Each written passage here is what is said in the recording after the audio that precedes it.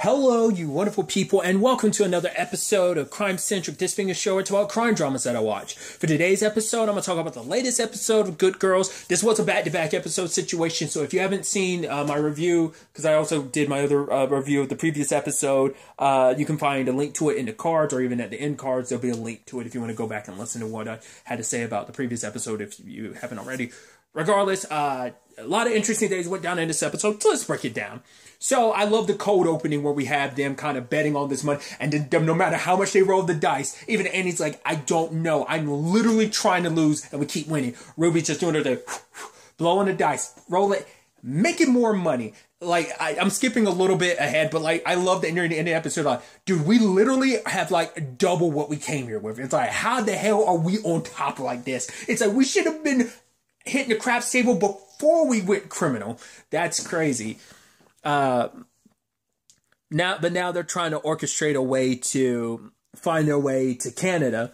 Interestingly enough, Annie's going on like a party cruise or whatever that's going to go in that direction. And it's like, oh, like, it's like, why you didn't realize ahead of time that like, oh, you're going on the ship and no one's going to really be checking customs wise. And it's like, oh, okay, I see where you're going. Because the initial thought was, she's like, okay, how about this? Birds carrying all that money all at once. She's like, no, not all at once. Having it, like, basically they'd have to take small amounts and multiple trips. But it's like, oh, what about drones? But then Annie does bring up a good point. There is the range issue and stuff like that. Plus, you know, but no, you know, it doesn't have that. You have to worry about that birds. It's like, we're dropping the bird thing, you know?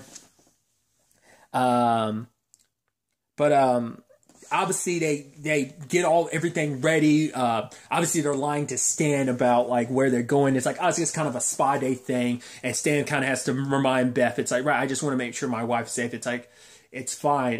You know, I'm looking out for my bride, my maid, I'd never let anything happen to my maid of honor. And it's like, my bridesmaid. And it's like, okay. And he's like, promise. And she's like, you got a deal. And then just like, he's like trying to make excuses so they won't have to go. He's like, well, you all look beautiful to me. You look great to me. And he's like, say that to the, God, well, I forgot what she said. I was like, Jesus, when she's like, say that to the something that's on my crotch, kind of saying it's pretty wild down there. And Stan leaves and Ruby just kind of looks at him. She's like, and he's like, what? It got him to leave, didn't it? Sadly for them, like, even though it's like, all right, we're ready, let's go, a cop rolls up, and it's like, the fact he immediately is like, oh, I want to look in the cooler, I'm like, what? And then even Ruby's like, wait, what? Especially because it's like, wait, Mike? I'm like, wait, yep, your boy Stan set them up, which is like, I get why you did it. It's still kind of shitty that you did that, because it's also like, you know how important this is, and you kind of jeopardize it. But for him, it's like intervening like I did meant that, because it's like, right, it's the weekend, border control is like doubled, so I'm helping you guys out. Because it's like, you kind of have some terrible plans about how you're going to resolve this. Truth be told is, it's like Beth ended up getting a ticket. It's like, just lucky she didn't get worse. It's like, come on. Especially because it's not just like a ticket for like a parking ticket. It's for trespassing. So she kind of got like the rougher end of the deal. I'm like, that's super messed up, Stan. Like, I get it. You're trying to protect your wife. But even Ruby's calling him out, being like, I don't need you to, like, you know, you're not like, it ain't like you just caught me with beer. I need to make that drop. He's like, you guys formulate a good enough plan. I'll give it back to you because I'm doing what I'm trying to do. You got a drop to make. I'm trying to protect my wife. Look after her, like after you, you know?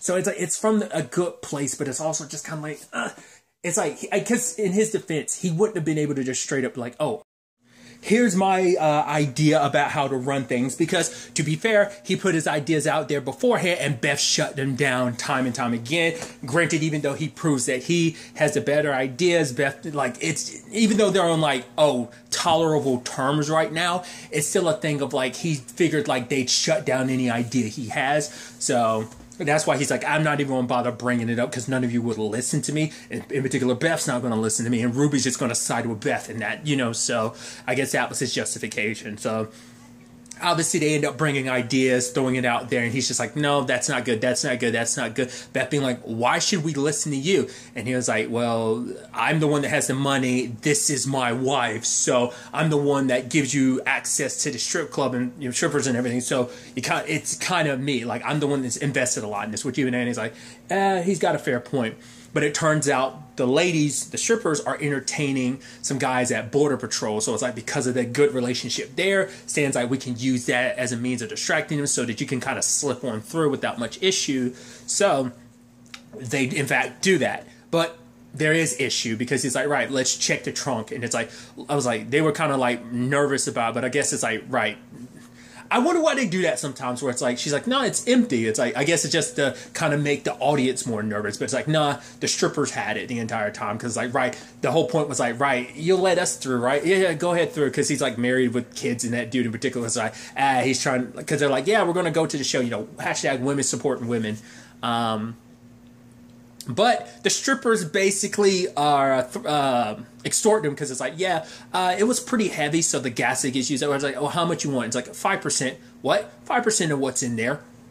We don't even own that. It's not our problem. I was like, oh, come on. You've been so... But at the same time, the argument probably be like, strippers. And like, you know, it's like... Yeah, you gotta make that Skrilla sum whatever means possible. But it's like, I feel like a stripper, not trying to generalize, but it just makes you feel like strippers are the like, no. You want us to be a part of your, like, you're gonna have to get us some skin in the game too. We're gonna get something off the top as well. So it's like, well, what do we do about that?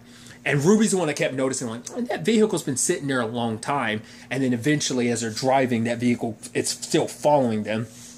And it turns into this panic thing of like, Beth is tired of Ruby defending Stan, but it's like, well, if it wasn't for Stan and the strippers, we wouldn't have gotten into Canada. But it's like, yeah, but he's like, also they extorted us. It's like, that's not on Stan, that was them. And it's just like, she's trying to, like, because, you know, Beth is frustrated because it's like, stop defending your husband, he's not the greatest dude, he's kind of forcing me to end my friendship with you, you're my bestie. But obviously, I was curious whether Beth was actually going to bring that up or not, but she chose not to, because she knows it's like, right, because she's not trying to destroy their marriage. She's not trying to make Ruby pick between the two of them. It's like, it's just, she's trying to do what she believes is best. It's like, right, I get what I want. I get to take the money and potentially disappear with my family, so that'll be okay. And Ruby gets not involved in all of this. So I guess for her, it's like, it's kind of a win-win.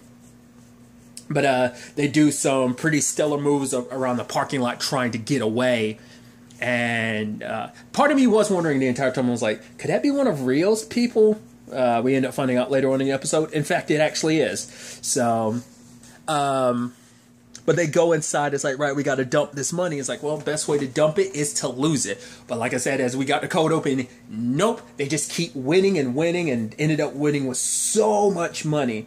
But at the same time, Beth gets a call from Dean, because it turned out their son got super hurt, like, his arm, like, it was a whole thing during the match or whatever, and it got nasty, and like his arm is really messed up. It's like, can you be there with him? And it's like, can you? He's like, no, I'm not close. And it's like, you? She's like, I'm not close either. He's like, where are you? She's like, I'm out of the country. And for him, he's so frustrated. He's like, next time, just lie to me. And it's like, well, you don't, what do you want, Dean? I mean, I know I'm getting frustrated, but it's like, I legitimately feel bad for Beth. Yes, this is all Beth's fault. She's the one that dug all of them deeper in this. Once again, Stan has every right to be as frustrated as he does. Dean is as well, but it's also like, it's like that Walter White thing I've brought up before. Like, you know Walter's done some terrible stuff, but you still want him to get away with anything. I'm not saying everyone feels like that, but I feel like there's a minority of fans who feel like, no, they want Walt to get away with everything.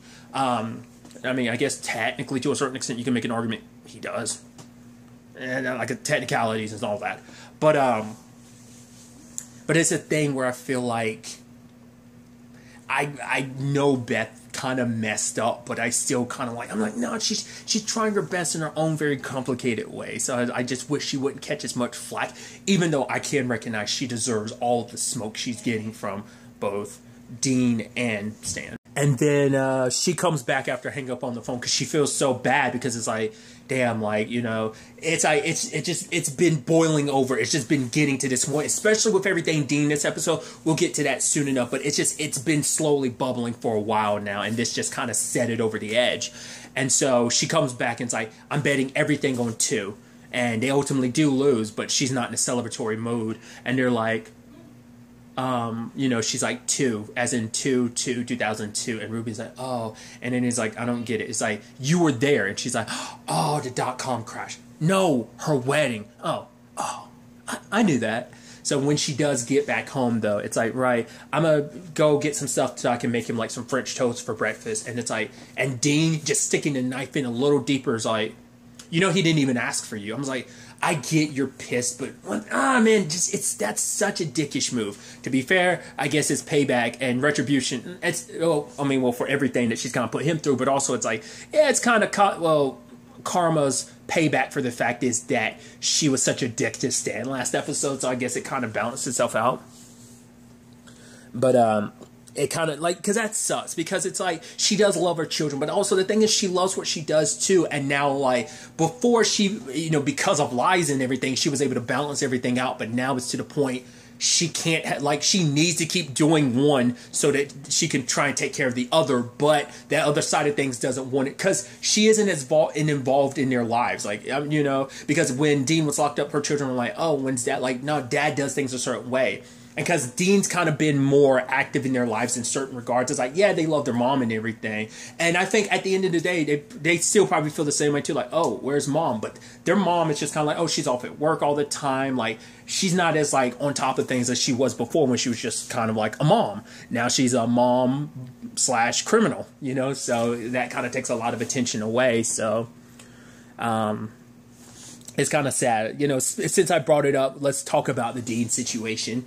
Obviously, Breckenmeyer's character and one of the other dudes from the whole thing show up, and it's like, oh, it's like, you need a lawyer? Yeah, because Dean's like, oh, I shouldn't have opened up about all that. I'm like, you shouldn't have, because you don't know who was there, who could have been listening. But it's like, oh no, it's like, this dude right here, he's a lawyer. It's like, he's never lost, meaning I don't have enough to pay for him. But it's like, nah, we're gonna make that bitch pay or something for what she put you through. The moment he said that, I was like, oh, from that moment on, I was like, oh, they're going to make Beth take the fall for it. And Beth coming in is like, oh, you guys want anything? They're like, nah, no, we're going to look after Stan. And they're like, she's looking like, what?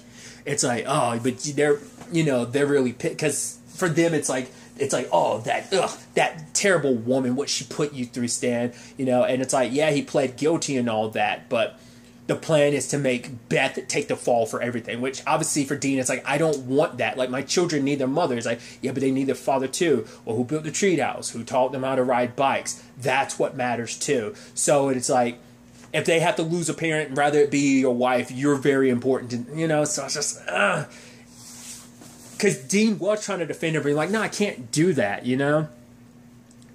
Because it's also not, I mean, it's partially Beth's fault, the reason why things are here, but it's like, he didn't set, I mean, well, to be fair, it was Rio's idea, but at the same time, it was hers, because she put them in that position where he was the one, like, using his business as a front, especially not telling him and everything. It's like, her lies got them to where they are. So once again, she deserves all the smoke. It's still a thing of like, I feel bad for her. Just because it's, once again, we've been ride or die with this trio since the beginning. So it's just kind of like, you kind of want them to win and everything to be okay. I want them to win all across the board. I want her to kind of do her thing as a criminal, but also keep her family, because it seems like that's slipping away, especially now, because after this recent fiasco, like, Dean's kind of been like, you know what, I'm awake now, because his lawyer told that story about there was a breach in a plane and everyone was asleep. All they had to do was wake up, but eventually the plane, because it was on autopilot, and it eventually ran out of gas and he crashed in a cornfield or whatever. And it's like, you know, it's like they were waiting for Dean to wake up, and now he kind of has. So he's willing to screw over Beth, because it's like, right, you not being there for me, fine, whatever, I can deal with that. I try to defend you. Now you're not even there for our children. No, I'm done taking the fall for you. Our family, it probably in his mind is like, no, our family's better off without you, because as long as you're a part of this world, you're going to, like, our lives will never be okay. Like, we're always going to be in some shape or danger, and eventually it's going to trail over to our kids. But it's like, you're so busy doing this criminal stuff, even if it is for our family's sake, it's still for your sake as well. So, you know, there's no altruism behind it and stuff like that. So, like I said, I feel kind of bad for Beth because she's just kind of losing all around. Another angle to this, well, let's finish up with Beth first. There's a whole situation with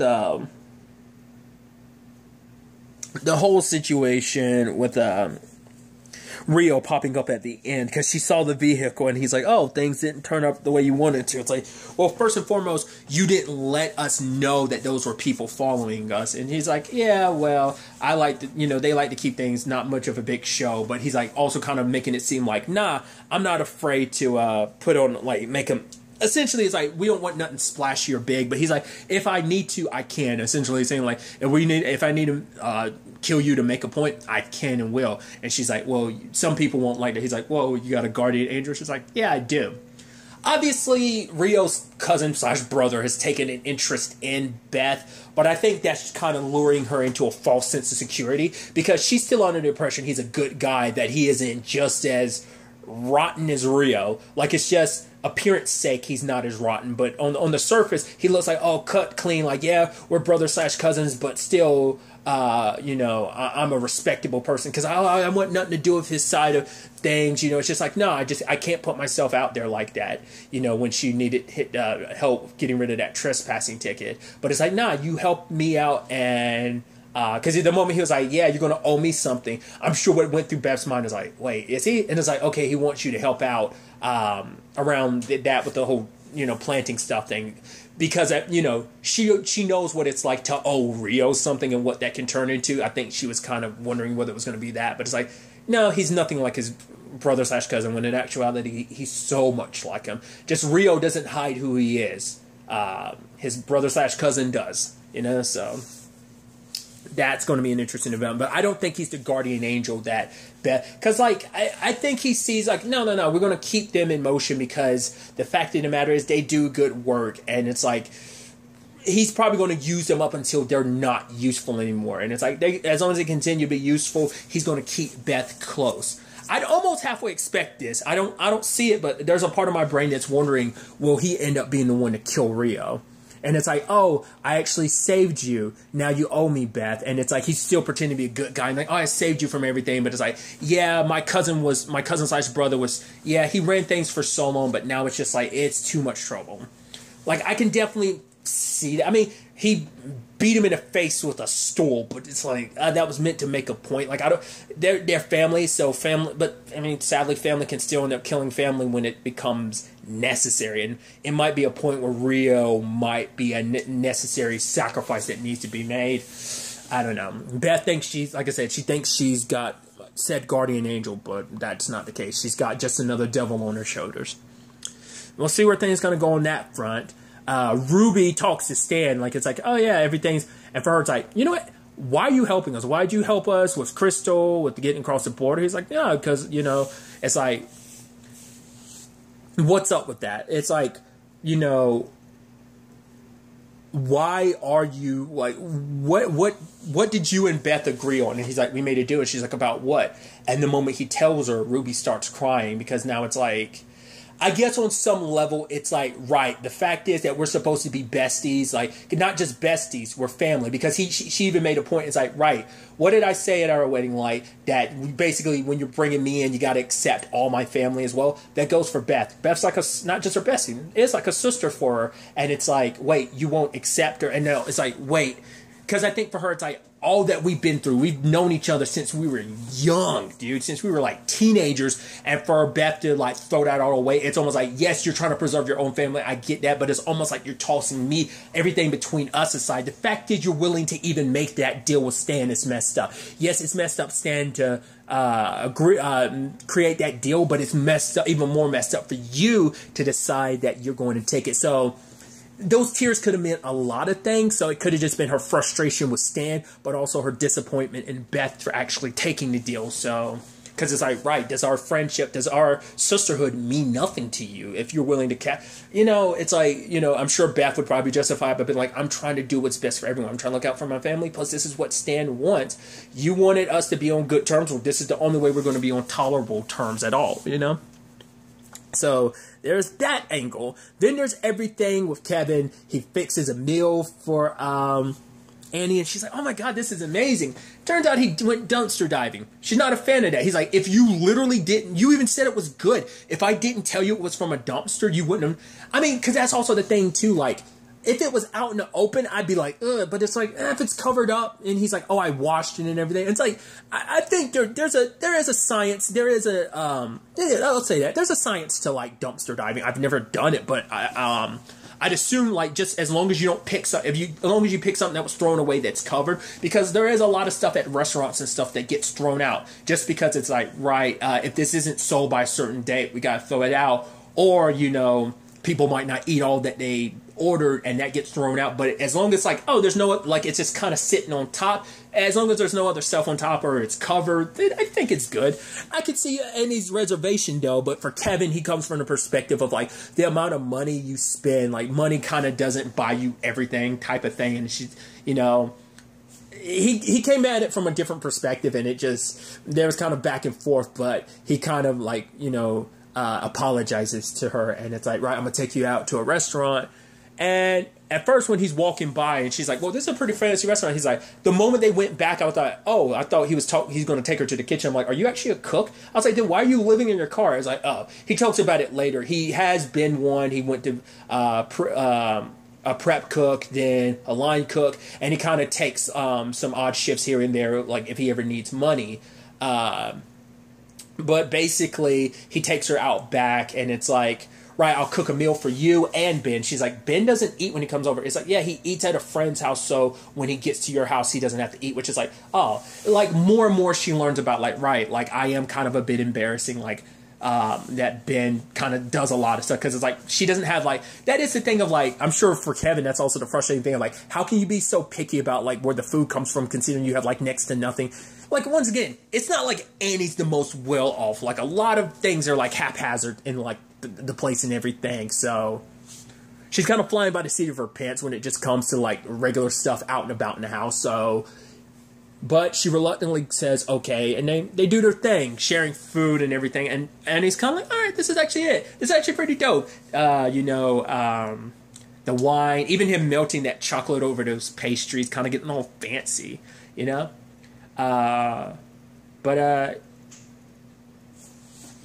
even got her to eat escargot, and he's like, yeah, that's snail. And she's like, ew, I wouldn't have eaten that if it was on the inside. And she's like, see what I mean? Like, you were just kind of broaden your world view on things. And then they kiss, and she got nervous. She was like, no, this can't, we're roommates. Because she even says it'd be too easy. Because for Annie, she's trying to work on herself, and she doesn't want to just, like, slip into, like, another guy.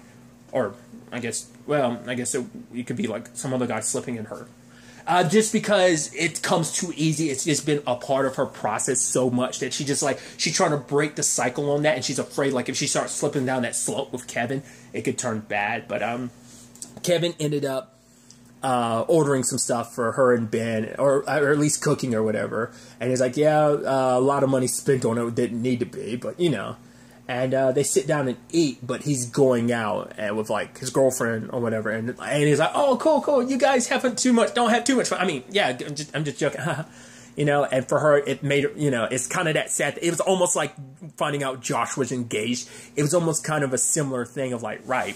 Because it's that thing of, like, she has enjoyed being around him. She was kind of like, about him, but the more time, like, the way he's hit it off with Ben, the fact is that, like, she likes him a lot. Like, there was already something, because it was more so like a hookup thing when they first happened, but now it's like, no, I actually kind of like you. You've kind of broadened my horizons, and now that I'm seeing you with someone else, because even she was like, well, don't take it completely off the table, like, us making out, but it's like, oh, like, right, there can be nothing between us, so he's kind of moving on, and obviously Annie's kind of stuck there, So that's going to be complicated if she's catching feelings because he wanted something more and she didn't. But now that he, you know, we always want what we can't have. And I think there's always been a thing with Annie. Ben has called her out for it on multiple occasions of like, you always kind of go for men that are unavailable. That, you know, so it's kind of that cycle. She's slipping potentially back into it. So a lot of interesting things on that front. I'm really curious to see where all of this ends up taking us going forward into the next episode. But really, that's all I'm going to talk about. Until next time we meet, be happy, be safe, live life to the fullest, and enjoy it. Good day and goodbye.